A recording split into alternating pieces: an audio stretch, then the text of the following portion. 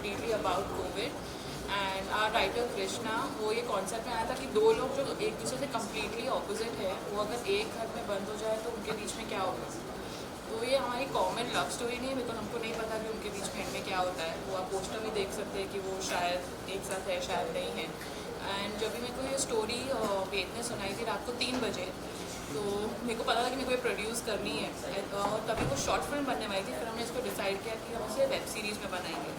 And गरिमा जो मेरी best friend है प्लस अमेजिंग एक्ट्रेस, तो वो मेरी फर्स्ट कॉल थी मीनल के रोल के लिए, जो सांझ की छोटी बहन का रोल प्ले कर रही है। एंड और इन्होंने मुझसे ऑडिशन कराया, इवन दो हम दोनों कॉलेज से बेस्ट फ्रेंड्स हैं, लेकिन संज ने कॉल किया, कहा कि आई मीन लॉकडाउन में तो फर्स्ट ऑफ ऑल हम सब बोर्ड तो थे, और फिर जब शूट्स का वो आ गया था नोटिस के शूट्स अभी अलाउड है, तो हमने सोचा कुछ तो करते हैं। इतना एनर्जी था ना पेंट अप के, कुछ तो करते हैं, कुछ क्रिएटिव करते हैं। तो हम सब साथ में मिलके हमने ये बनाया है with lot of love. And but yes, she was like ये बहुत इंटरेस्टिंग कॉन्सेप्ट है, लेकिन हाँ you have to send me 2 audition. So I was like ठीक है, no problem. I mean audition करने के बाद फिर I got the good news कि मुझे भी मिल गया है एक बहुत cute sweet fun role. And I think जैसे लॉकडाउन लिफ्ट हुआ उसके 1 महीने के अंदर हमारा प्री प्रोडक्शन चालू हुआ, and we went on floor, and पूरी शूटिंग 12 दिन में कंप्लीट हो गई थी with the music video. So that was great. 12 दिन में एक पूरी सीरीज सीजन 1 बन गई, तो इट वाज क्रेजी। और क्रू और कास्ट बहुत बिल्कुल minimum, so it was like fun like a family. Yeah, and full COVID restrictions were followed, all sanitation, everything. We all were staying together only mostly. किसी और को मिल नहीं रहे थे, so because we didn't want to infect anybody else.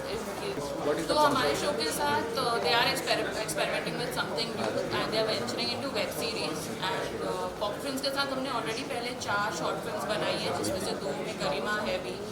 And they really like the concept of the story idea, and जैसे बना है बहुत अच्छा लगा था। तो उन्होंने समीर मोदी जी ने बोला कि we can collaborate on this, and I think ये हमारे बेस्ट प्लेटफॉर्म था टू रिलीज दिस, बिकॉज उनकी ऑडियंस हमारी टारगेट ऑडियंस है, जो ऐसा content youthful and family entertainer भी है, ये आप सबके साथ देख सकते हैं इसमें और इन्जॉय कर सकते हैं। इसमें सबके लिए कुछ ना कुछ है। वी लव दे वो गुड ब्लेंड कि कुछ नया बना रहे हैं, फ्रेश है, यूथफुल है, लेकिन एट द सेम टाइम थोड़ा नॉस्टैल्जिया भी है। इट्स थोड़ा you know David Dhawanesque, Govindaesque style comedy है, but with a fresh twist. But talking about during the series, I mean, web series हमारा फेस्टिवल का आइडिया नहीं था इसके लिए, because with the given times हमें इसको ऑडियंसेस को एज सुन एज पॉसिबल दिखाना था, because I think this will do best right now if it's released in this time, because we just coming out of the second wave, like India touchwood is doing better also now, so they'll enjoy this more. And festivals, maybe we will consider, like later on we can always enter them in festivals, but with this web series I feel that we wanted the audiences to see it first hand, like as soon as it's out. So I don't relate so much because I'm filmy definitely, and I like to have fun, and वो थोड़ी serious है, but also because life has made her a little bit serious.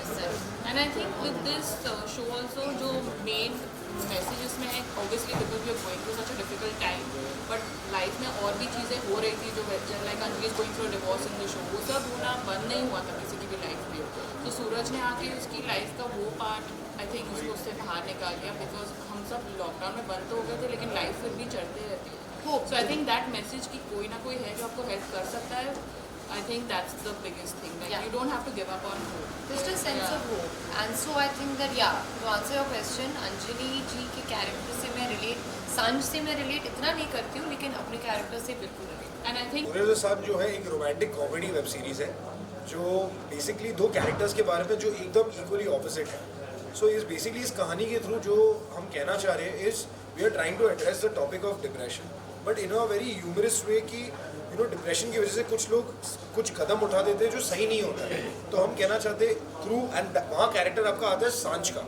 सूरज का जो character होता है वो completely opposite है, जो लाइफ की छोटी छोटी चीज़ें एंजॉय करता है एंड यू नो कहाँ कहाँ खुशी देखता है, बॉलीवुड फिल्म्स को रियल मानता है। उसके थ्रू कैसे सांझ डिप्रेशन से बाहर निकलती है, you know that's the story of this series called Suraj और सांझ।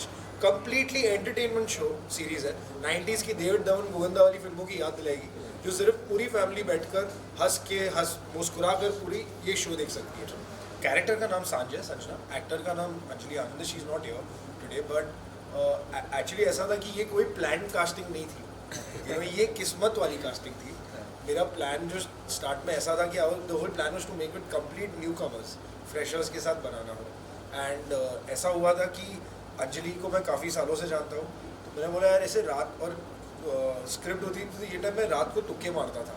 1 बजे ऐसा हो तो ईमेल आईडी है तो ईमेल कर दिया स्क्रिप्ट ना, क्या होगा नहीं आने वाला है 90% और हाँ आ जाता था। बोला लक काम कर गया। फिर इनके साथ भी ऐसा हुआ कि कुछ न्यू कमर्स के साथ स्क्रीन टेस्ट होता, वो सिलेक्ट होने वाले थे, वर्कआउट कुछ पता नहीं जब नहीं रहा था या क्या था, तो इनको भी तुक्के में एक बार कॉल लगा दिया। न्यू कमर बोलते हैं वेटेड वाली फील आती है। मैं भी न्यू कमर लाइक फ्रेशर्स जो कहाँ अपेयर नहीं हो चुके हैं, मेरा होता तो तुक्के में इनको भी भेज दिया, इनका भी हाँ इंटरेस्टेड है, करना चाहते हैं। तो ये बाय लक कास्टिंग हुई, जो ऑनेस्टली आई पर्सनली फेल्ट कि एक बार जब हम शूट कर रहे थे तो ये बहुत ही एक अच्छा अनकन्वेंशनल पेयर बन के निकला। बट मैं बोलूँ कि बाय लक ये स्टोरी हमारे पास पहुंची, बिकॉज स्टोरी अच्छी है। अगर ये कहीं और वेरी ऑनेस्टली जवाबदारी थी, बट एक चीज़ था कि यार जो काम करते हैं हम इस लाइन में क्यों आए हैं, because we have the love and the passion for action, और लव और पैशन में एक मज़ा होता है। अगर वो लव और पैशन वाला जो भी है, वो लव और पैशन वाला मज़ा होना चाहिए, यू नो। तो प्रेशर जो भी है सब संभल जाएगा और सब हैंडल हो जाएगा। तो जब तक वो था तो बहुत स्मूथली निकला। इनफैक्ट हाँ, एवरी डे हम बहुत सारे सीन्स एक दिन में शूट करते थे, बट आई डोंट थिंक कोई भी प्रेशर था या कुछ था, मतलब कुछ भी कि अभी ये ख़त्म ही करना है, कल शूट नहीं कर सकते, नहीं यार रह गया कल करेंगे, कल रह गया तो परसों करेंगे। तो ऐसे करके we made sure that we don't sacrifice on quality at all. तो इतने सारे जब लोग इन्वॉल्व होते हैं तो हाँ, अगर आप कंधे पे पूरी फिल्म की बात करें तो वो एक रिस्पॉन्सिबिलिटी होती है, मगर यही करने के लिए आए आप, यही अगर इसमें मज़ा ना आए तो क्या है, तो वो रिस्पॉन्सिबिलिटी बहुत आर्टिस्ट इसी के लिए बना हुआ है। इसी के लिए बना, तो मज़ा आता है वो रिस्पॉन्सिबिलिटी जब आपको मिलती है। तो 2 सीन से जब 4 सीन से 8 से आधी से पूरी पिक्चर जब मिलती है, आप ग्रेजुअली आगे बढ़ रहे होते हैं, तो आपको समझ में आता है कि नहीं और मेहनत करनी है, और करनी है, इससे और बेटर करना है। तो वो चैलेंज तो I personally feel, I don't think हम दोनों को प्रेशर था। प्रेशर में चीज़ें जो होती है ना बहुत स्टैंडर्ड क्वालिटी की निकल के आती है। प्रेशर जब प्रेशर नहीं होता है ना तो यू पुश योर बाउंड्रीज। एक खाली छोटा सा इंसिडेंट था, एक सीन था वन ऑफ द एपिसोड्स में, इनको नहीं पढ़ के बोला था यार ये ऐसा लग रहा है ये 80s मतलब 1980s या 1970s का सीन लग रहा है। तो मैंने बोला यार अगर मेरे एक्टर्स ही कन्विंस नहीं है तो ये सीन शूट के करके मजा गया। मैंने एक आधे घंटे का ब्रेक मांगा। I went for extra reason, COVID restrictions, मेरा राइटर सेट पे नहीं होता था, तो उस आधे घंटे में इनके कैरेक्टर्स को समझकर मैंने खुद ही वो पूरा सीन रीराइट किया।